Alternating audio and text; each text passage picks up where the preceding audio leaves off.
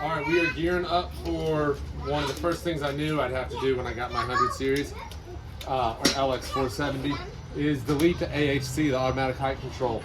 It sort of works, but it's really expensive to maintain. And mine, you can see, it's tipped a little. It doesn't raise it evenly. All right, so the first thing from all the videos I've watched is you've got to drain all the hydraulic fluid out on bleeder valve so that it's not pressurized, because the hydraulic fluid, from what I understand, it goes to the top of the shocks and it's controlled with hydraulic fluid.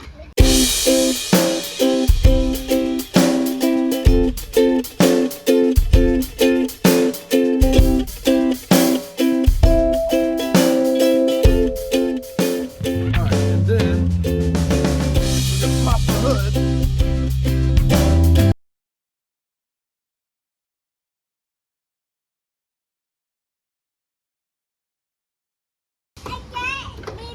So, I'm gonna go ahead and crack this open. That's the reservoir. So I'm gonna also try and get all that fluid out of there.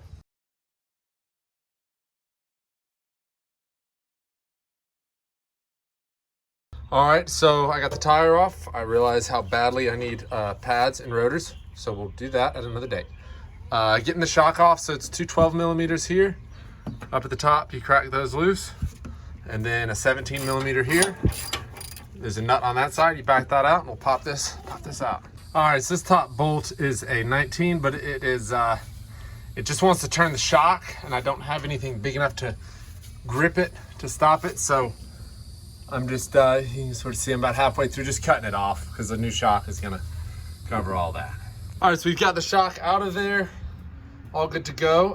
Next is the torsion bar. So there's two 22 millimeter bolts, and then there is, I already took this side off, but that's a 30 millimeter, and that goes and holds the other end of this. It goes all the way down there. So taking this bad boy out. All right, so we got this one out. So it's those two bolts right there, and then that's the bracket that goes there.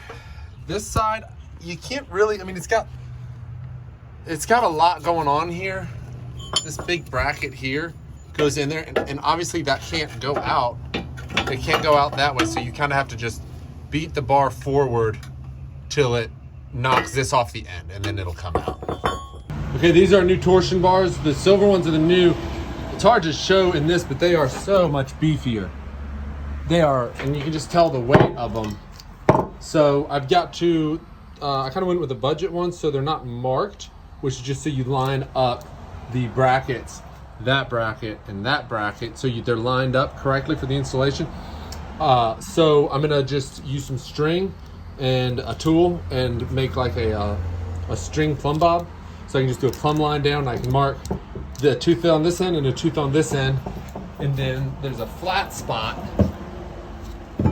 in here, right here. You can see there's a flat spot without any teeth. And that's where they want you to put your mark, so that when you put this back in, it all lines up.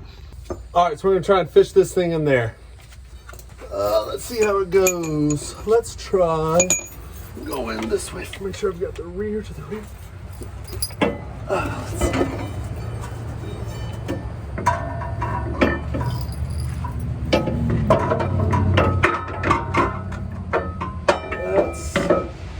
Pretty close to how we want that. Now let's get this.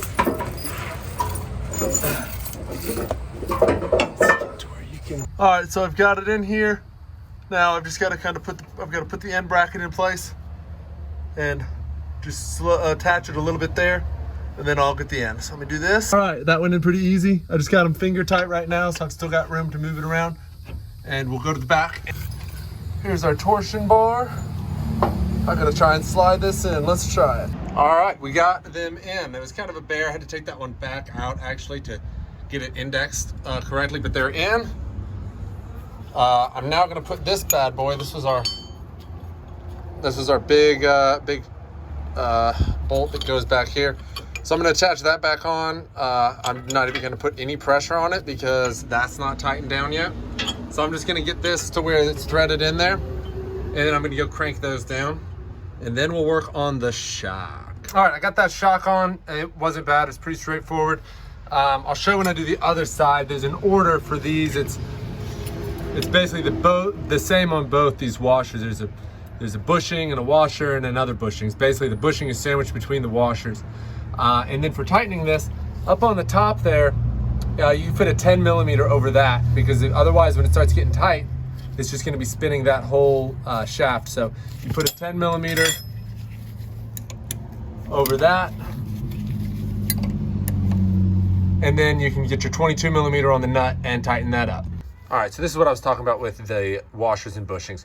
You basically do the larger washer and then your bushing and then your smaller washer, and then you'll put it in, and then you'll do the same thing on the other side. So you'll do your small washer with the larger hole, and then you'll do your bushing, and then you do your large washer with your smaller hole, so that your nut there doesn't, if you do it the wrong way, you'll know real quick, because your nut will start going through that washer there.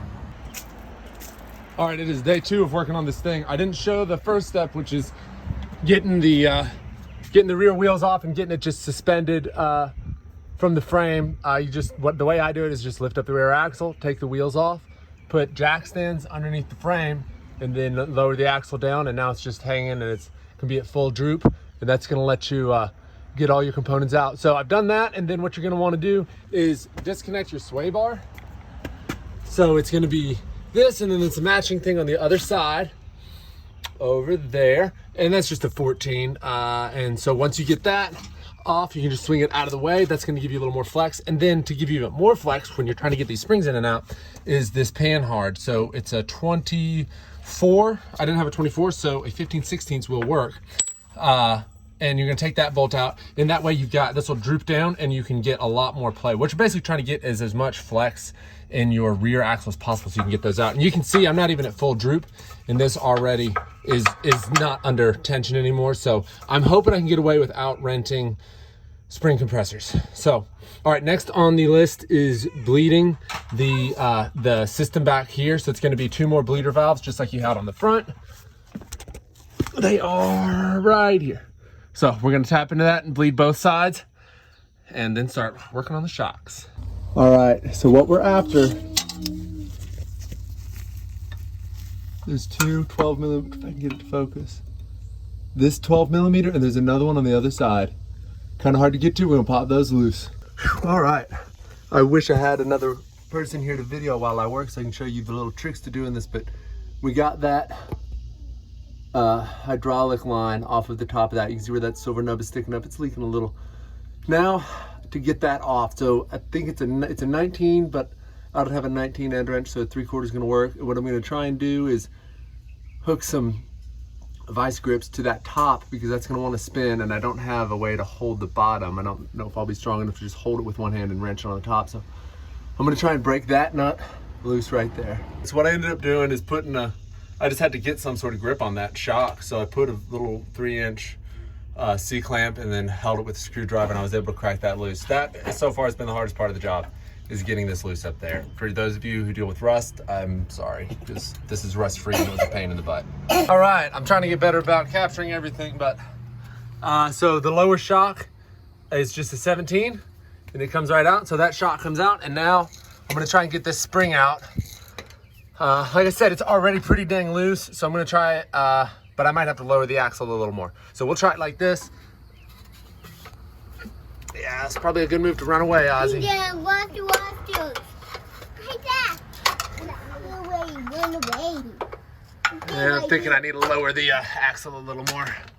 All right, so lowering the axle, it's pretty much sitting on the ground. You just wanna make sure that your brake lines are not too tight. You don't want to snap those, but this is sitting on the ground now. And I'll fish this out. There we go. Whoa, is right, bud. So there's one spring out. Now hopefully the new ones I can just slide in there like that too. All right, so we're gonna repeat the process on this side. Those 1 and 2 12 millimeters, we're gonna pop those off. We'll see how. The passenger side was pretty tough.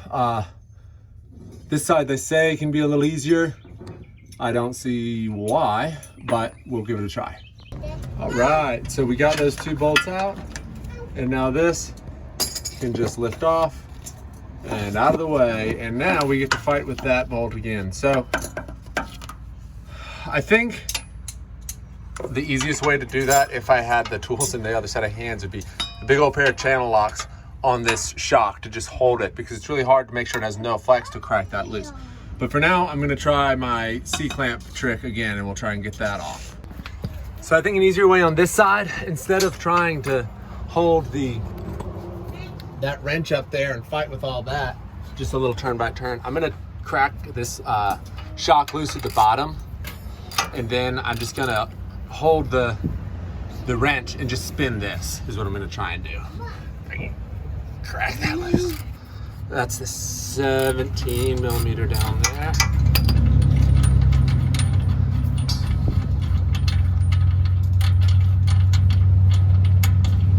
Because it is a pain just doing a little half a turn by half a turn. Let me take this off.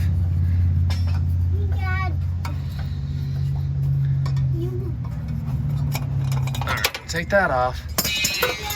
And we'll get under here. And we'll just hold that on there. Daddy, bring it down. I'm gonna pry that off of there. Let's see, what do I have for that? Let's try brute strength. Nope, insufficient. Oh yeah, this is a lot easier. That's just held up there, and I'm able to just spin this loose and knock it down. All right, we got that shock out. Now we're just gonna lower this a little bit more. Watch it, we're watching that brake line. That should be good. We're gonna try and get this. It should just, oh yeah. And, all right. So that springs and shocks are out of the rear. So FedEx should be dropping the new ones off here in a little bit. We'll put them back on. New springs have arrived. You can see the difference just in how beefy they are. So one is taller than the other by a little bit, and that's the side that's gonna go on the driver because you got extra weight over there. It probably says maybe on there somewhere, but the taller one goes on the driver's side. You get your gas tank and more weight over there. So let's see if we can get this one in. Alrighty. All right, let's see if I can wrestle this in there.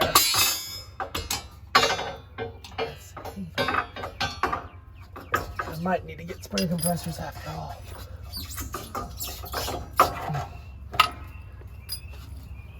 I got a lot of room to go up, but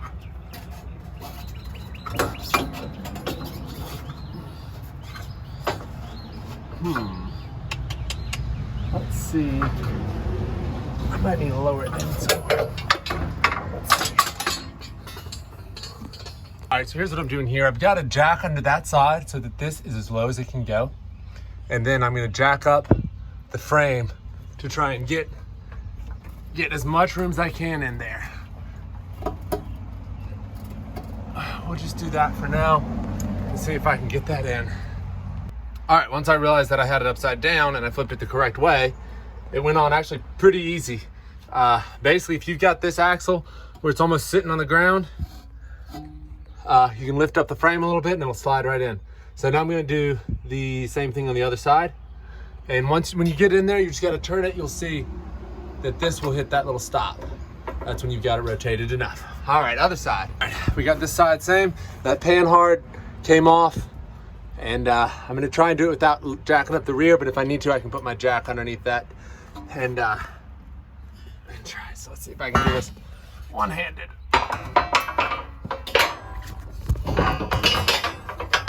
Oh, pretty close. I'm gonna need to jack it up a little bit in the rear. All right, let me do that. All right, I got it jacked up a little bit more. Let's see if we can get it in there. Oh, I think this is gonna be a winner. And turn it, boom. That's awesome. All right, so we got the rear coil springs in. We'll lift this back up, get our shocks in, and then we'll reattach our panhard. We'll lift up a little more, and we'll get our sway bar connected, and we'll go from there. It's awesome. All right, we got the shocks back on. Same way we took them off. They were a lot easier. I still got to tighten them up at the top, and like I did in the front, I'm gonna put a 10 millimeter over the center stud, and then that's gonna hold it in place while I tighten it. The bottom just goes right back in. I'm gonna get those hooked up, then lift up the rear end and hook up the sway bar and the blanket. It's been that type of day. The track arm, I think. All right, so just got it all buttoned up.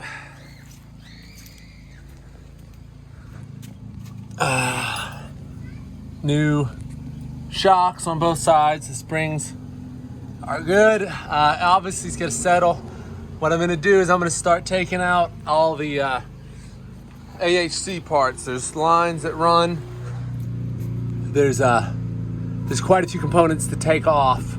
So I'm gonna do that. We got our new shocks in the front, new torsion bars. It takes a couple weeks, maybe 100 miles or so to get the rear springs where they settle in. You want they say a 1 degree rake is kind of standard on these, with the front a little bit lower. So that's what I've got it set to right now, or pretty close, but I'm gonna have to adjust it again once it settles. And but I'm pretty happy with it. It definitely needs an alignment. I'm gonna take it around the block, try and shake it down, get it to settle a little bit on the front torsion bars, get them to settle. And I think it looks pretty good. I mean, it's a subtle lift. They say it's a 2-inch, which that's really all I wanted, so I could fit some 33s. But I'm pretty happy with it. It wasn't that hard of a process. The last thing I'm waiting on are reinforcements for right here. So this is such a heavy duty torsion bar, they recommend putting reinforcement brackets that it goes from here and it dips down and you drill holes underneath and you bolt it in. They say if you don't do that, you can put extra stress on the lower control arm. I'm just driving this thing back and forth to work right now, so if I was wheeling it, I definitely would want to put those on, but they should be here in a week or so and I'll put those on. But happy with it.